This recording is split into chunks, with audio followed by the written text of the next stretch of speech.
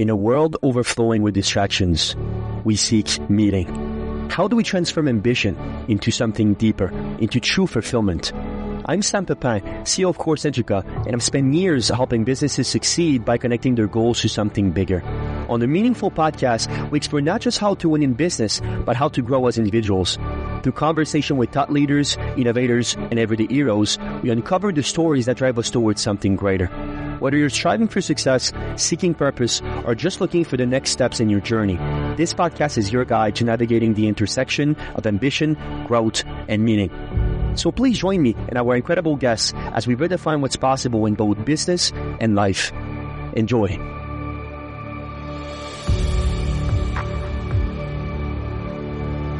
Words are the most powerful drug humankind has ever known. Craft them wisely, and you can change the course of history. Welcome to the Meaningful Podcast. I'm your host, Sam Pepin, and today we're diving into three defining themes: the power of political messaging, emotional strategy in campaigns, and the future of democratic engagement. Our guest today is Jay Townsend, a master political strategist, acclaimed speechwriter, and the author of Timeless Lessons from the 2016 election. With decades of experience across 4 U.S. presidential campaigns and more than 100 races, Jay has helped shape the voice and vision of leaders at the highest level. From his run against Chuck Schumer to coaching young leaders through the Coral Foundation, Jay's insights into crafting compelling messages, triggering human emotion, and driving voter turnout are nothing short of genius. If you enjoyed this discussion, please let the world know with a like, a small review, or even a quick share. Your support helps more people find meaningful content just like this. Let's begin.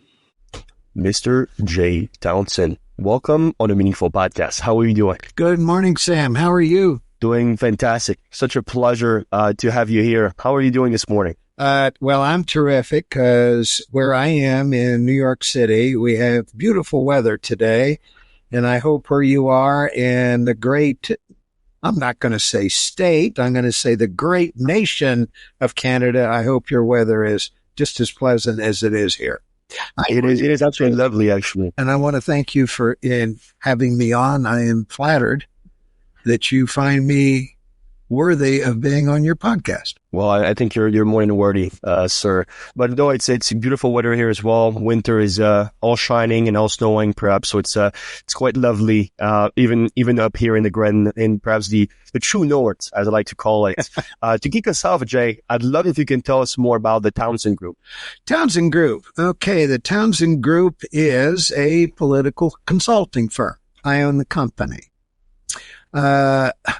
Years ago, I kind of made a shift. At one time, I had 13 employees, and it became a management exercise to run the company.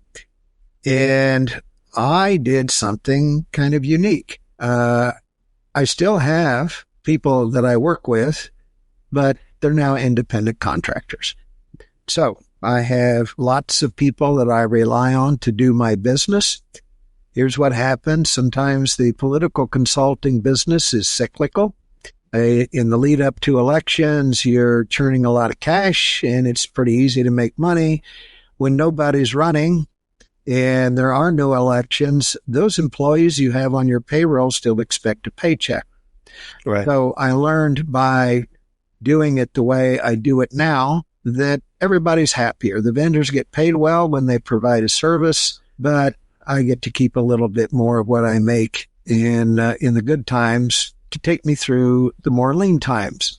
So I will say there are a few things that make me a little bit different. I think there are probably somewhere between 5,000 and 10,000 people in the United States right now who call themselves political consultants or are involved in the political consulting industry. Interesting. Most of them are very, very partisan. I am not.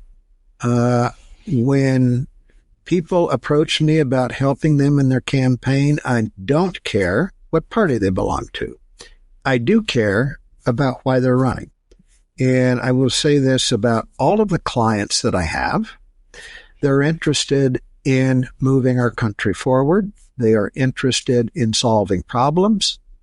They are not people who want to beat a podium and scream at people. They are not haters. They are doers. And I love helping candidates like that win because when they get there, they're using power to fix a problem and not hurt other people. That is my own moral code. Those are the kind of people I'm happy to work with.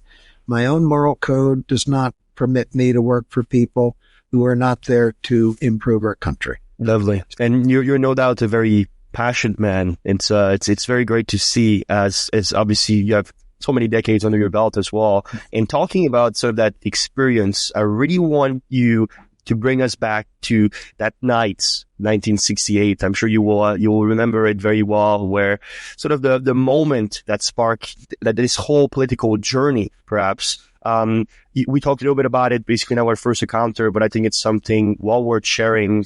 Put some context into it, and then just truly perhaps enlightens us about just how much that new understanding of the world perhaps was affected your leaderships and political discourse. Okay. Well, I'm going to say this, and this is true of everybody who's listening to your podcast. At some point, you look back on your life and you look back and you say, that experience or that thing I saw or that thing that I heard changed the course of my life. It was a seminal experience. It becomes what we call for people their signature story, where their life took a turn and they never went back. So that happened to me when I was 13, and something I saw. I just didn't realize and then fully understand what I had seen at age 13 until I was 17. So here's what I saw when I was 13. I was raised on a farm by a father who expected me to be very, very well read. And the way he enforced that edict is I'd sit at the dinner table and he'd pepper me with questions about current events. And if I didn't have the right answer, he would make dinner an unpleasant experience. So I became a very well-read 13-year-old and came home from school one day. I was getting ready to do my chores, and I noticed in the newspaper that a U.S. Senator named Robert Francis Kennedy was in Indiana that day campaigning for president.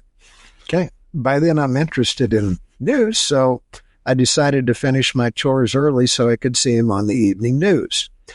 This was in April 1968. So I'm sitting in the living room at 6 o'clock, news comes on, and all I see is footage of cities all over America on fire. All sorts of burning and looting. And then comes President Johnson demanding law and order and pleading for calm. And finally, about halfway through the newscast, they finally got to Robert Kennedy. And he's standing on the back of a flatbed truck in what was then called the ghetto of Indianapolis. And he's surrounded by a sea of really angry people. And they went live. So here's what Kennedy was talking about. Most of the people in that audience learned from Kennedy's speech that Dr. Martin Luther King had been assassinated. He told them. A lot of them didn't know it. It had happened a few hours earlier.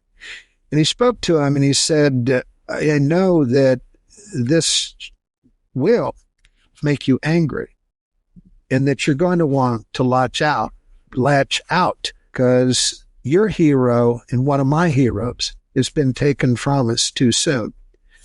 And I know you have brothers and sisters in cities all over America who are extremely upset in doing things that are never going to improve their lives. And I'm going to ask that you do something different. Tonight, I ask that you join hands and go to your homes and churches to pray and honor Dr. King the way Dr. King would want you to honor him. And let's get up tomorrow morning and find non-violent ways to improve our quality of life and move on from what we know is one of the greatest tragedies America will ever know. Well, they did. When he was done speaking, they went to their homes and churches and did exactly what he asked them to do. Now, Indianapolis was the only city in America that night where there was no violence. Indianapolis, then kind of a rundown city, became this absolutely shining city on a hill. I mean, you ought to see it today. The development that's gone on, there was never a lot of civil strife in Indianapolis. They've worked together. They have built a gem of a city. Downtown is still open at night. People mill around. They have a great time. And this is what finally dawned on me. I just was hit with this scene. And I think I was around 17. And it finally dawned on me what I had seen and why it stuck with me. It was the power of words. What was the difference between Indianapolis and all the other cities where there was violence? Kennedy's words changed the entire course of history for the city of Indianapolis. Now, when it dawned on me that's what I had seen, I came to some other conclusions. If you really want to have an enriching life, if you really want to be on the edge in this life that you're going to get, help politicians craft their words. Because if they craft their words the right way, they can change the course of human history. Absolutely. And it's and we've been knowing this for thousands of years now, which is interesting. I remember a very clever quote, which is whoever control your words control your world, excuse me. And it's something absolutely staggering to see that a speech like this one can, like you said, alter the actual history of a nation in this case, which is it's truly amazing to even think about. And perhaps I think that was sort of what made you pursue being a speechwriter, right? Being a speechwriter, and you became also a campaign strategist, and you did so now for many, many decades. Over 300 basically races that you were a part of, which is sort of amazing. And what's also including 4 presidential basically races, which I think that in itself is what you were talking about. If you can influence the word of the people in charge of making decisions, the people in charge of influencing others, you sort of have a very, very noble and very, very necessary endeavors in your hand. All right. So here's a fact. I mean, there were people who had explained to Robert Kennedy what had happened. There was a conscious decision among the Kennedy staff. Are we going to go because this could be violent? We're all at risk if we go to this place, given what's going on. In fact, Kennedy was called that night when he landed at the airport by the mayor of Indianapolis, who said, I know you're in town campaigning. I'm going to ask you, go straight to your hotel room and stay there the entire evening, because I don't know what's going to happen here. It could be terrible. And Kennedy said, no, I'm going to go. Now, all they could do is give him an idea of what he might say. Mm-hmm. Kennedy spoke with the heart. But here is the truth. And it's Kipling, I believe, who said this. Words are the most powerful drug humankind has ever known. What is the core of the way we communicate? We use words, right? So anyone who can empower and help a candidate, or anyone else for that matter, how to craft their words so that their words have an impact, is in fact changing the course of humanity through the words that person speaks. It's a heady trip when you can do that. It's fun. No, that is fun. It is fun. You see words come out of somebody's mouth and watch an audience change. Watch it change the way an audience feels. It is marvelous fun. I'm sure it is. And I'm wondering, with so many campaigns obviously under your belt, what are the most common mistakes that candidate makes, and everybody basically in position of leaderships do within not only crafting that speech but also holding on to such a leadership and credibility in their words and actions, and perhaps how can they avoid it? Well, there are a lot of common mistakes that candidates make. No, but here's what smart candidates do. Is this aspect of marketing humans to voters now, with all of the technology and the various ways that people get their information, it's becoming a lot more complicated than it used to be. It is. Medicine is a lot more complicated than it used to be. Computers are a lot more complicated. So what smart candidates do, especially if they're running for the first time, is they bring someone in to sit next to them who's done it before and says, okay, we are going to be inundated with lots of tasks in a campaign. What is urgent and important today? Because you're not going to get them all in one day. So I have a routine that I have with a new client and say the first thing we need to settle on is, what's your message? What are you going to tell people? Well, why are you running? What are you going to do for the people if you get the job? How are you going to use this power to enhance their life, or right or wrong, or correct an injustice? What is it? What offer are you going to put on the table? What are you going to do for these voters if you win? And the reason we tackle that assignment first is because if you can't answer that question, you don't have a campaign. If you can't answer that question, you're going to have trouble raising money. If you can't answer that question, you're not going to attract many volunteers. If you can't answer that question, there are very few people going to be willing to follow you, because if you can't answer that question, they're going to assume that you're doing this for your ego, and they're not interested in that. So I say, common mistake that some candidates make is they jump into a race and they're not quite sure why they're doing it, or they have trouble articulating that reason. And man, if you can't tell people why you want the job, you need to stop campaigning and go sit at your kitchen table and figure it out. Because if you can't give a good answer to that question, you're losing votes every time you talk to somebody. That's the mistake. Hey, I'm throwing my hat in the ring. We'll just go out there and people can decide whether they want me or not. That's not a campaign. Yeah, that makes no, absolutely. If you don't have anything to run upon, why even running? Perhaps. Why are you? Look, voters kind of intrinsically get this. You're asking for power that affects their quality of life. They're entitled to know what you want to do with it, right? That's not absolutely. That's a legitimate question. Oh, it is. It is, and it's. I think it's the most important question. I think that's why you started there from the messaging, because that messaging, if it's not articulated in a way in which not only others understand it but see the value within it, like you said, the consequence of such things can be very detrimental to the campaign you're trying to run. And one thing I really adore with your story, Jerry, as I was studying it, was when you were running for U.S. Senate, actually against Chuck Schumer. That was a very interesting portion. Back in 2010, basically, you sort of step away from behind the scene and to become basically a candidate yourself, challenging Senator Chuck Schumer in New York.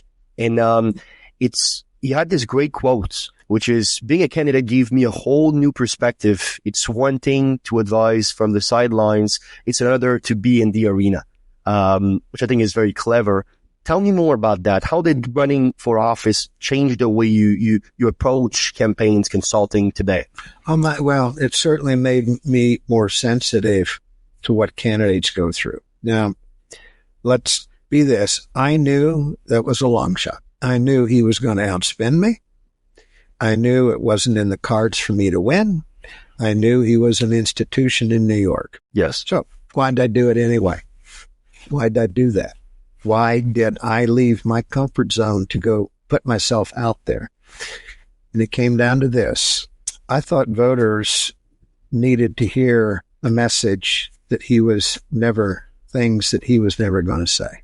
I thought voters deserved a choice. I had things to say that I knew Schumer never would say. And that's what I talked about in the campaign. I did.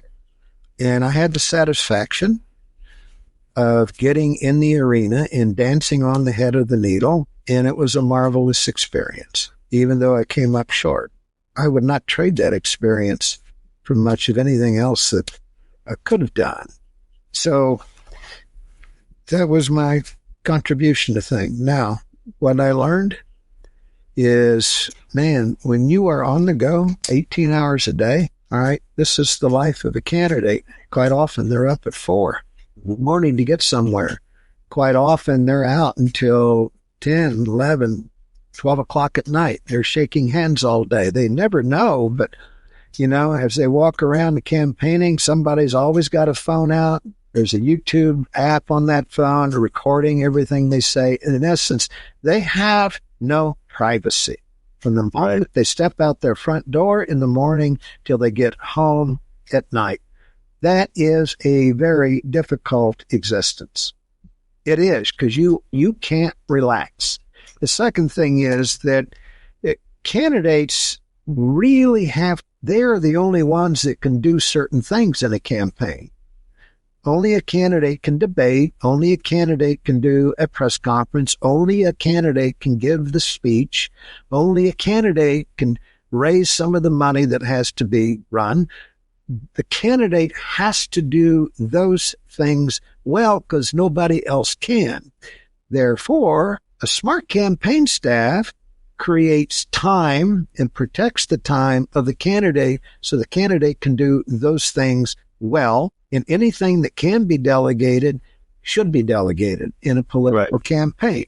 So it's one of the things I learned having gone through it that I say to every client I got, we're going to have 2 or 3 long conversations at the beginning.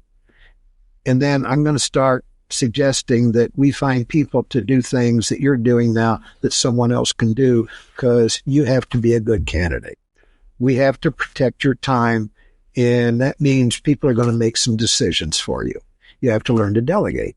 Most of them get that. But that's kind of an observation. So, I recognize when I have clients who are on the campaign trail, be patient, man, because sometimes they have bad days. Sometimes they come to a Zoom call irritated. Yes. You got to be sensitive to the fact they are human beings. All human beings make mistakes. No campaign is perfect.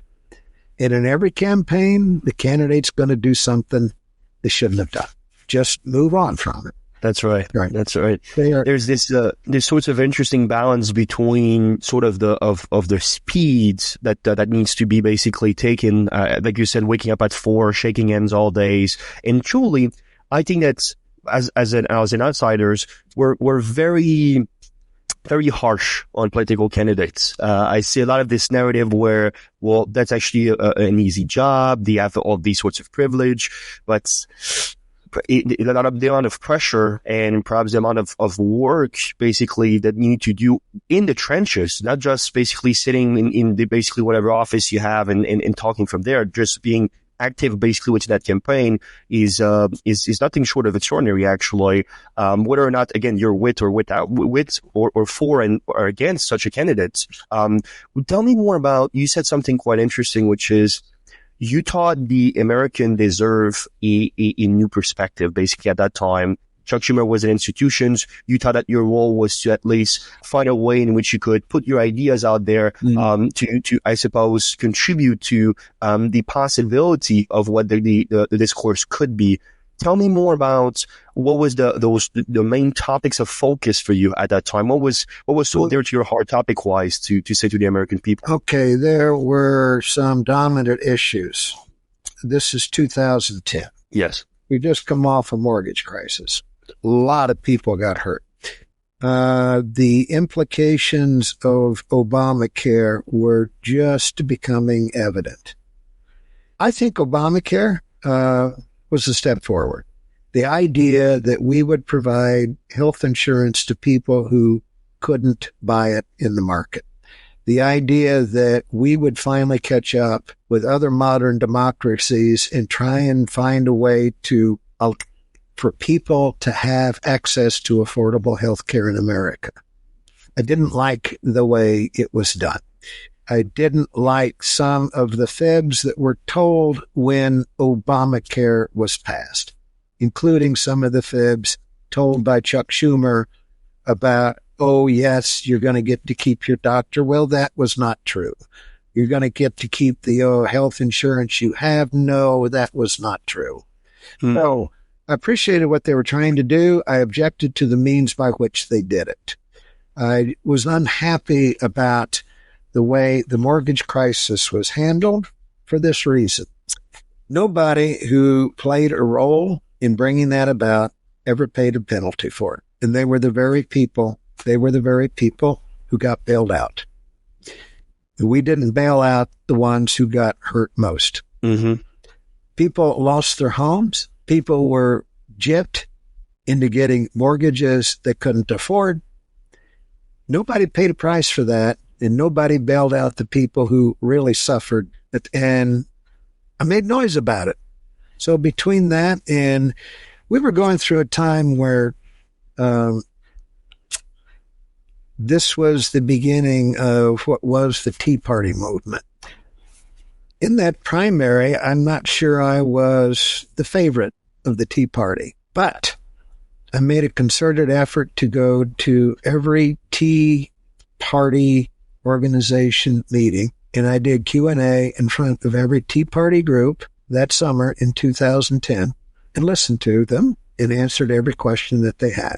It was, I think, my way of saying, I have ideas on how to lead, but I'm not going to try and lead without listening. You got something to say, and you got something you're upset about, ask away. There was no other candidate that year, to my knowledge, that actually spent that much time doing that, but I was one of them. So raising money was really, really hard because here's the truth. If Chuck Schumer's been doing favors for people in this state for a long time, yes, including some Republicans, I got to tell you, he's very, very talented. He is a first-class political operator. I give him his due. But he had this habit. He'd pick up the phone if there was a prominent, wealthy Republican in New York that he could do something for. He'd pick up the phone and call that prominent, wealthy Republican and offer to do it. Oh, we got a federal judgeship coming up here that's going to be vacant in a few months. You got any thoughts on who you'd like to have that slot? Well, and sometimes he did the favor for him. Well, people he's done that for don't want to ruin the relationship, so they'd say, good luck, Jay. But I can't. I can't do that. Understood. All right? Okay. Yes. Credit Chuck Schumer. He knows how to make friends with people that really make it hard for any Republican in New York to raise money. You do. Plus, it's a very, very Democratic state. Oh, yes. All right. Oh, it is. Now, would you say it's the most Democratic state in the United States? What would be in that ranking? Where would New York land? it's right up there with California, Vermont. It's just, it'll change. I think so. Ronald Reagan twice won New York. Yes. Presidential campaign or presidential elections of 80 and 84. Al D'Amato was a Republican senator for 18 years. Here's what's happened is over time, the Republican Party has moved further right, and that's not going to work in New York. The Republicans who have been successful in New York are more of a moderate strain of Republican thought than what we would call right-wingers. Interesting. It's the fact of life here. No, that's I understood absolutely. And I want to talk to you about sort of that right narrative, I suppose, political right narratives. You talk at length about the 2016 elections and some of what makes basically it's breaking the political norms, perhaps. You have this great analysis even on how Donald Trump defied traditional basically campaign rules and still won the presidency back in 2016. Tell me, as obviously as a political consultant and somebody that did that for all your life, what was some of the most important lesson that basically you were able to gather from 2016's, and perhaps, and most importantly, what do you think are some of these lessons that political candidates still haven't learned, still didn't catch up basically upon this sort of new way of running campaigns and winning campaign in this modern social media day and age, for example? Okay. There are two things going on here. I'm going to first talk to you, and I'm going to tell it in a story about what explains this. There is something called the Coro Foundation in New York, and they are young people in their 20s that are being they groom to someday run for office. They recruit them. They're part of this group, and they teach them how to someday become political candidates. Well, I was privileged to be invited to to do seminars for a few years. And this is what I saw. About a year after Trump had been elected, I'm speaking to about a dozen of some of the brightest young people I've ever met. Oh, they're just crackerjack. So I'm talking about the 2016 election. This is about a year after the election. Okay. Let's do a test here. When Donald Trump was running, what did he say he was going to do? Hands went up. He's going to redo trade agreements. Another hand went up. He's going to build that wall and slow down immigration. Another one said, he said he's going to stop immigration, legal and otherwise, of people from countries that harbor terrorists. That's solid answers. This is a year after the election. I said, and tell me, what was Hillary Clinton going to do? Silence. They didn't know. I said, what was Donald Trump's slogan? Oh, every hand went up. Make America great again. I said, what was Hillary Clinton's slogan? 3 or 4 hands went up, but they all had a different answer. I'm with her. Yep. Oh, well, didn't she say in it to win it? Yeah, that was another one. In other words, they couldn't remember a single slogan. Nothing stuck. All right. Now, these are Class A, triple smart, well-read people. And here was the lesson from this conversation.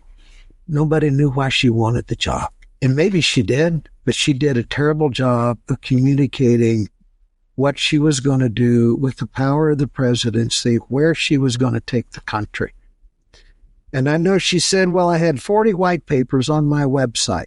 And I just want to say, sweetheart, no. You've got to communicate it with your lips. Nobody's going to go to your website and read 40 white papers.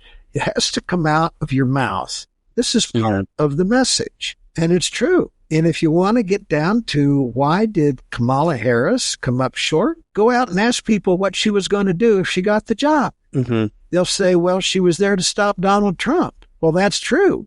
They got that piece of her message, but it obviously wasn't enough, right? Yes. Okay. What was she going to do that would improve quality of life or kill inflation forever or elevate the standard of living for people who feel like they're falling behind? I didn't hear. So if we're back to this thing, this is your message. And if you don't have a message that clicks with voters, your campaign's not going to click. If part of a compelling message is something that is not only compelling, but clear and easy to understand. Exactly. And especially these days, and I love to tie this subject into to the social media role and sort of this rise of now short form content and so on. But we live in the day and age now, and it was the case in 2016. I think it was even more the case with this campaign specifically, but still in 2016, Trump was able to dominate a lot of social media circles, and because he's a very polarizing figure. He's somebody as well that, like you said, and that's so key to everything you're talking about right now, emotions. Right, mm-hmm. He gets to people. He has his way. You may hate him. There's a lot of people basically that hold this opinion, and we live in a free country, so that's entirely fine. But whatever opinions you have of him, it's very hard to be. I suppose you don't get out of the conversation about Donald Trump with this taste of just meh, or I don't know, or it's very, very clear because he makes himself very, very clear. So when you're thinking about this, the emotion that is necessary, and you're talking about this concept of, well, is word stuck with people, which I completely agree with you. How important do you think that is now, tying this concept in with social media, with obviously sort of this new danger of misinformation that we've been rising basically within these sort of platforms? Tell me more about, I suppose, the linear progressions of just how crucial now it is to make that message not only understandable from the get-go, but repeatable. So that way that crowd, that community that you're trying to build upon can flourish. I can't tell you all of the implications of where we are with social media, and anybody who tells you that they know exactly how this is going to work out in the next 5 years is lying. Right. Nobody knows. It's too new. It's too fluid. So let's first address the way to communicate on social media and make yourself clear. One is recognize that no matter what you're using, the audience is different from who uses TikTok, young people. Yes. Who is still on Facebook, older people. What's one where kind of everybody's in? Instagram. Who are those that flock to YouTube? Well, there's the other people who go there for entertainment, but there's another whole class of people between 40 and 60 who spend more time on YouTube getting news and learning how to do things than they do on cable television. And yeah, that's an important class of voters because in their prime earning years, and they're smart people. So no matter what you're using, no audience is the same. Now, principles of communication, clear. Be clear. Be clear, all right? Beyond that, if you want to leave a lasting impression, go back to this fact. There are about 7 human emotions. There's anger, sadness, fear, right? Happiness, or another word for hope. But I used to be able to rattle them off now, but if you want to know 7 human emotions, go to Google and it will tell you. All right. So what you want to do when you're communicating and leave a lasting impression on social media, what can you do to trigger one of those human emotions? Yes. With your words. Trigger one of them. Contempt is another human emotion. All right. So, because if you're triggering a human emotion, you compel people to react. And they react by either liking it or sharing it, or maybe taking out their credit card and sending you money. And I'll say there's one person I follow who's absolute master of this. And her name is AOC, Alexandria Ocasio-Cortez, is a master at social media. I subscribe to her communications just to watch what she's doing. But here's an example of how she used that. She mentioned in public that she was handing out flyers to people in her district, explaining to those who are illegal immigrants that if they are questioned by legal authorities, that they have a right to an attorney and that they don't have to say anything necessarily to people who are questioning them, because even though they may be illegal in the United States, they have a certain civil right. That's true. That's true. Well, somebody was on a talk show host and was told that she was handing out those flyers in her district. And he says, we got ways of dealing with people like that. Wait till we get her rounded up and bring her in to question her. The next day, she had a picture of this ugly guy who had said that. He's one of Trump's Goombas. She had his picture, and he is really an unattractive person. She said, this guy just threatened me on national television. I'm never going to back down. I am not going to be intimidated by this.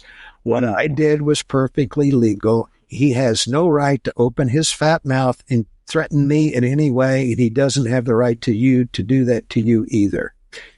I know for a fact that tweet that she put out, that text, probably raised her a bucket load of money. Now, what made that work? There was emotion in it. Exactly. There was emotion in it. All right? If you were on her side, you had nothing but contempt for the guy who threatened her. Exactly. And I think that's what makes political ads truly effective, is moving people. Well, if you can trigger one of the 7 human emotions with whatever you're putting on social media, what's the point of putting on social media? You're either there to inform or get a reaction, right? That's what it's used for. Inform, entertain, or get people to do something. What do you want them to do? Share, volunteer, give you money, right? Mm-hmm. Okay. That's to understand the purpose of it and talk clearly.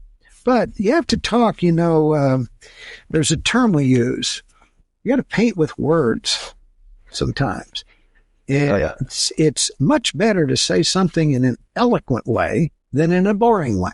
So think twice about how you word what you're putting there or how you word what you're saying in a video. Because there's an interesting way to talk and there's really a dumb way to talk. And dumb rhetoric and dumb videos don't do anything for you. Yeah, exactly. And I mean, you won a lot of two major national awards basically on political advertising, if I'm not mistaken. One which was the best television commercial in a gubernatorial race. Excuse me, I may be pronouncing that word wrongly. It's and to me, when I look at the last campaign, for example, Trump versus Kamala, I can cite you many of Trump ads, many of them. One being sort of this series where Kamala is making which was quite clever actually, where Kamala was making comments and then you were just shifting to that basically page of just, I'm Donald Trump and I approve of this message. I'm sure you saw it basically all over social media. Millions of impressions, millions of basically interactions and sort of, again, either you entertain, you inform, or you want them to interact. Trump has the ability to do all these three things in quite a beautiful manner. And I believe truly when you're thinking about this race versus Kamala and sort of what makes the main difference, I think it was one, pressing on a message that was important to the American people. That's the first thing. Two, needing basically this sort of building upon that momentum of wanting change, right? We had Biden in there for a little bit. The political basically was now very, let's say, very, very far from the American public. We probably saw Trump more often in this month than Biden in the whole 4 years. So the American people were looking for somebody to take basically the bull by the horns and say, you know what? Trust me, I got this. And we're just going full pace within basically what we believe in. Now, all of that, Jay, I think wins you campaigns. But what we've been able to see is that there's also a very big danger with party polarizations. And I think we see this quite a bit now. And there's this sort of potential, some people basically screaming that there might be a civil war, and specifically within the GOP. So you've spoken about this quite at length, actually, specifically after the 2020 election, actually when obviously Biden went victorious. What do you think the long-term effects of basically internal party division on both party, by the way, and even independent party, if you want to go there, will do on American politics moving forward? What's sort of your opinion on that and the danger of such thing? We're very polarized now. That isn't necessarily forever. This is something that this is an important point for your audience too. No two election years are ever the same. Why? It's because every successive election year, there are people who are not going to be voting that did in the one before because they died. And there are going to be new voters coming in who are going to be voting even though they weren't eligible in the previous election. Second, different issues dominate the agenda from year to year based upon what office holders had done since the last election. Therefore, no two elections are ever the same. No strategy that worked for someone 2 years ago is necessarily going to be a useful strategy this year. Don't get married to that kind of playbook, because if you're the political consultant and you do things that way, your clients are going to lose, because you can't use yesterday's playbook going forward. So that said, I expect the polarization to be with us for a while, but there is something that we should expect to happen as well. There's going to be an important event. It's going to happen. We're going to go into a recession, or recessions are inevitable, or there will be some sort of calamity, or someone will cut the wrong kind of program and certain kinds of people are going to be really upset, or we're going to have an unusual election here and that's going to break this cycle of polarization in the country because we're going back and forth. All right. It was Bush, then Obama, then it was Trump, and then it's Biden. Now it's Trump. Okay. We've been polarized like this since the beginning of this century. At some point, one side's going to get the advantage. Yes. We don't know yet. So Trump is back auditioning. He's trying to get his Congress to do some really hard stuff. And so far they're walking the plank, but they may not keep doing that. At some point, some of them are going to say, I've done enough of this. I'm not jeopardizing my career for this. And they won't vote the way he's been telling them to. And that's also the very interesting thing about the importance of voter turnouts. And like you said, the search for new voters, right? There's new issues. Like you said, there's people dying. There's new voters that are eligible to vote, obviously, every single election cycles.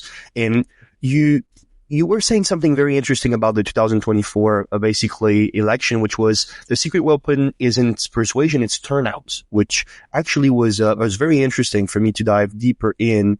When you're thinking about not only the strategies to increase turnout, but also, I suppose, especially amongst historically disengaged groups, that's something that we've been able to see within this election cycles, is that historically disengaged groups has been a bit more, I suppose, entitled to go vote and perhaps, I suppose, share their opinion with the world with the country most precisely. Why do you think that is? And I suppose if you're thinking about these sorts of narratives where you want to optimize voters' turnouts, we were just seeing J.D. Vance, for example, speaking at the Munich Security Conference, sort of attacking quite directly Europe for free speech and saying that, unfortunately, weak basically voter turnouts create weak mandate, which was also something I think was quite striking. Tell me more about just sort of what your understanding of the situation is concerning the best strategy to increase voter turnout, and how can we basically keep this sorts of narrative where everybody is implicated, specifically in times of polarization. Years ago, I watched two former adversaries.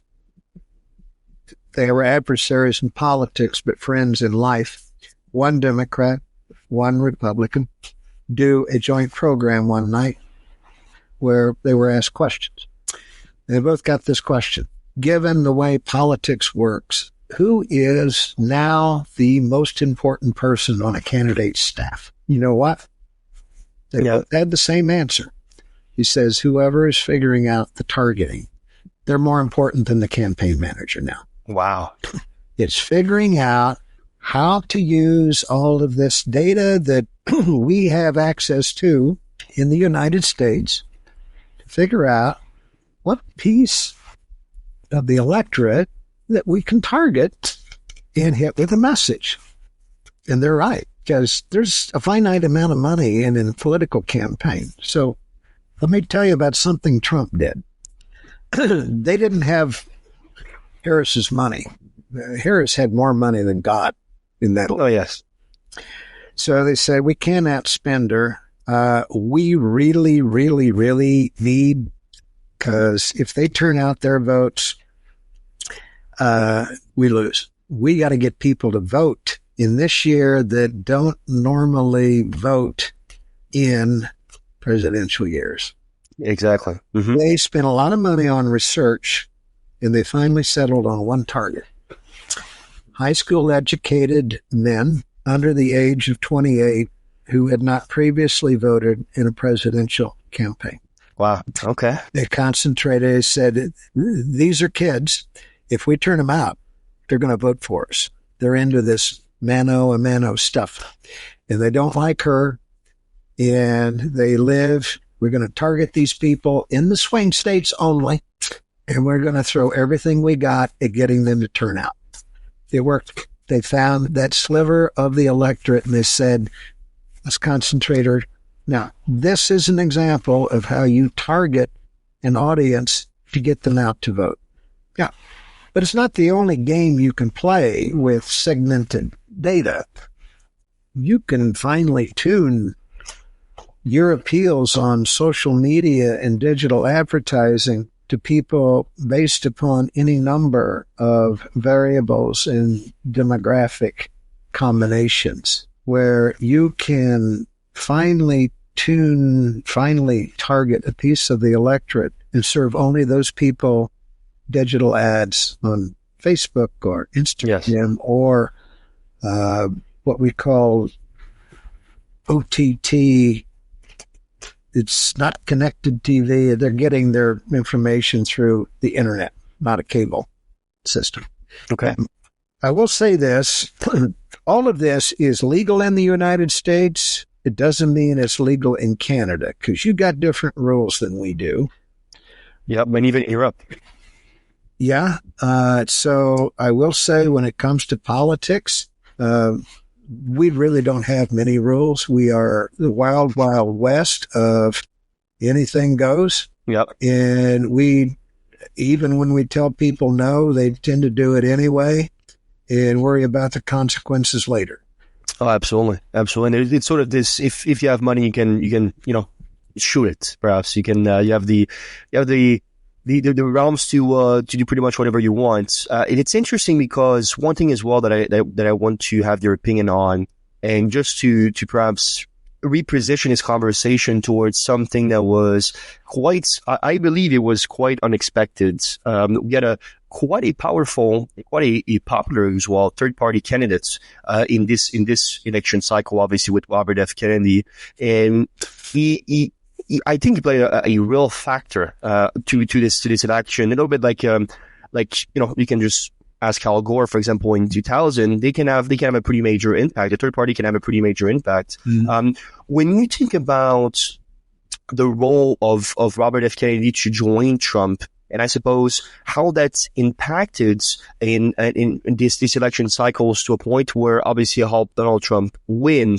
Tell me more about the fact that in his apolitical world, let's say, just for argumentation's sake, if Robert didn't do such thing, if Robert still basically campaigned to be a third party, do you think that it would have basically a different outcome instead of joining Donald Trump? How important was that, you think, for this election cycle? He'd probably hurt Donald Trump. I think so too. Donald Trump was going to win with or without Robert Kennedy. Okay. All right. He didn't need that. He thought he did, so he basically offered Kennedy a cabinet position for the endorsement. Yes. And I suspect he paid off some of Kennedy's debts, because Kennedy was out of money. The campaign was out of money. So had Kennedy remained in, and had Kennedy had some money, he would have affected the race. And because some of his language sounded a lot more MAGA than it did Democratic, yes, it probably would have come out of Trump's hide. So this was a win-win. Robert was looking for a parachute. Trump noticed, and they did a deal and took advantage of it. Yeah, it's as a deal maker as well. I think Trump is we used to be vastly underrated, and I think now people understand it very clearly. The guy's sense for what's necessary for victory is actually quite staggering, and I think in this exchange of obviously giving something of value to Robert, like you said, probably paying off some of his debt, definitely giving him a very important cabinet position, which that was one of his interests for a long time. It seems like with even when he was in environmental lawyers, he was talking a lot about big pharmas and their basically their detriment to our health and so on. So I think it was quite fitting, but people loved Robert a lot, and I can see this in a lot of circles, even people in which are non-political, basically, have this sort of sense of wanting to join Robert. I think he's a very persuasive gentleman. I think obviously he comes with one of the most famous last name as well, so that probably doesn't hurt. It's an institution in the U.S. And I think, to me personally, I totally agree with you. I believe that, and I think he was even sharing that on Rogan. he was talking about the fact that he was actually taking out voters out of Donald Trump, and because his message was way more aligned, decided to join basically forces with him. Has that ever happened before? Enlighten me on that specific. I'm not sure. Like I said, that's why I'm asking you. That a strong third party like this one joined the other basically candidate to such a, I suppose, such an extent. Not in such an well, yeah. Look, sometimes it's obvious. Yes. Sometimes it's handled a little bit more delicately. Sometimes candidates are involved in presidential races and everybody knows so-and-so's going to run out of money, but they're not ready to admit it yet. So they kind of stay in the race, hoping that the candidate who is going to win will kind of offer them or quietly say, look, if you do the right thing here, I got a cabinet position for you after the election. If you keep being a pain in my butt here, it may not happen. Oh, that sort of stuff goes on since the beginning of time. Right. Cabinet positions are not always given to the best and the brightest. They are often treated as rewards for service in a campaign or for bucket loads of money that they proffered or caused to be proffered to a candidate. I suspect that's happened in Canada too. Oh yeah, for the cabinet not position. Always pure. All right. Oh no, very far from it. In fact, here's something you listeners ought to hear. There are not a lot of saints in politics. There just aren't. All right. You won't find many there. So just accept the fact. If you want saints, go to a church. Yes. No, absolutely. Absolutely. And that's the case with, I believe, most of the competitive professions. When you're a competitive profession, the goal is very simple: is to win. At the end of the day, there's something to be taken for the winner, and there's winners and losers, perhaps in every single political circles and cycles as well.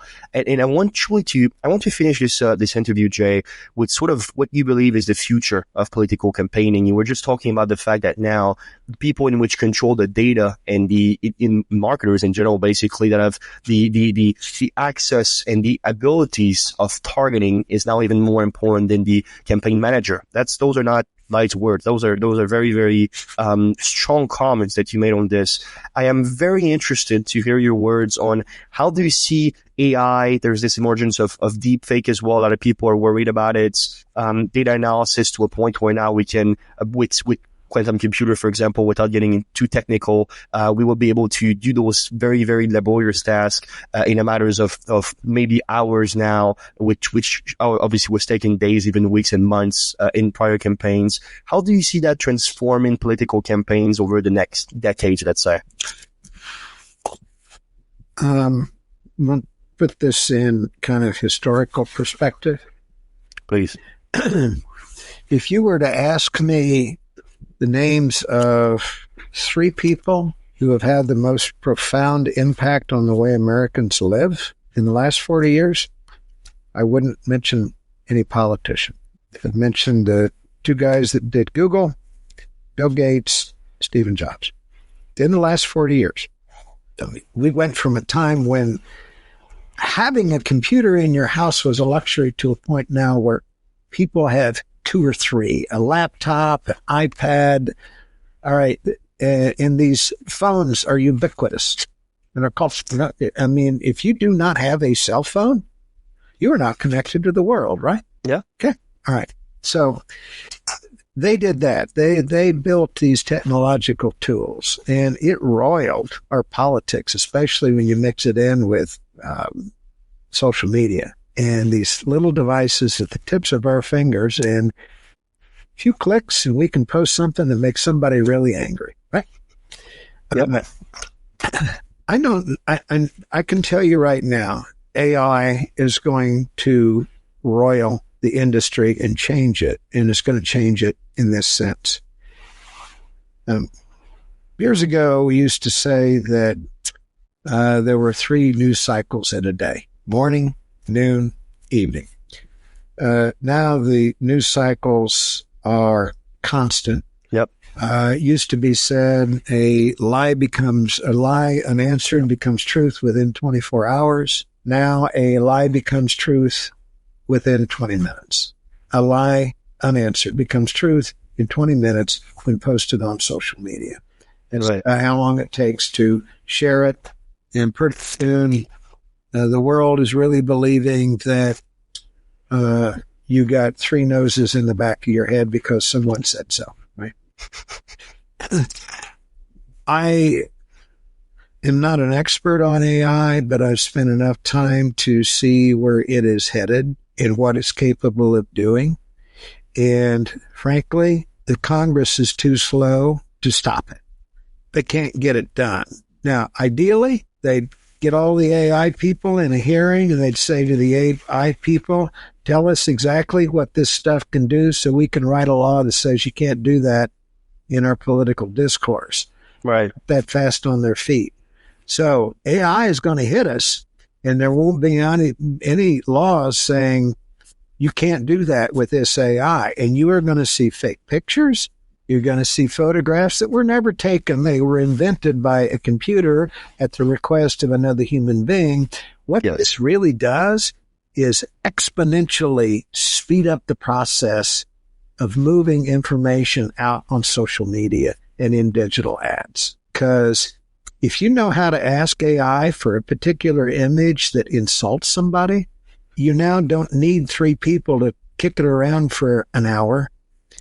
You can ask AI and you may have it in 40 seconds or less. And then it's out.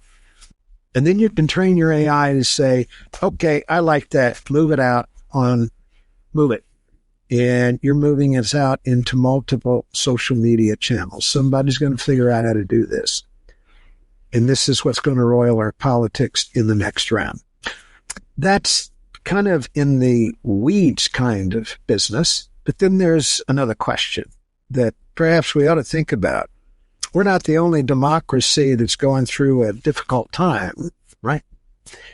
In fact, nearly every democracy that had an election post-COVID either had a regime change or the incumbent party got their wings clipped, right? Right. Democracies worldwide are having difficulty dealing with the disruption caused by the COVID pandemic. It disrupted everybody's life. We're still dealing with the aftermath. We are, because we had a supply chain problem. We had inflation problems everywhere. We had people who really got wealthy off of COVID and people who fell further behind. And it's roiled every democracy in the world. I think the larger question is, how do democracies respond to the challenges that are still there and remaining from the COVID pandemic, but challenges that now there come from two superpowers in this world, maybe three, who are getting very aggressive about taking land that they don't already control from a neighbor, the neighboring country, or the AI that's about to hit the world and cause a seismic change in the way we live. It will. So I sat in on one the other day. The guy said, you're not going to lose your job to AI. What will happen is people who don't learn how to use it will lose their jobs to the people who do learn how to use it. Absolutely. Yeah, that's what's going on. Absolutely. Yeah. Well, it's very interesting. I believe that technology is best used for the goodwill of people. Mr. J. Townsend, it was an absolute pleasure to have you on the Meaningful Podcast. Thank you so much for sharing some of your insights and the intricacy of politics. I would absolutely adore if you can share some last words of wisdom with our audience. Okay. Well, here's some quick words of wisdom. I got up this morning, and I'm thankful that I have this day because we didn't come with any guarantees, right? So we get one life on this earth, and you can go through life living a life of quiet desperation, or you can have a really great time. So this quote I saw from, I think it was Teddy Roosevelt. I just think it's worth repeating.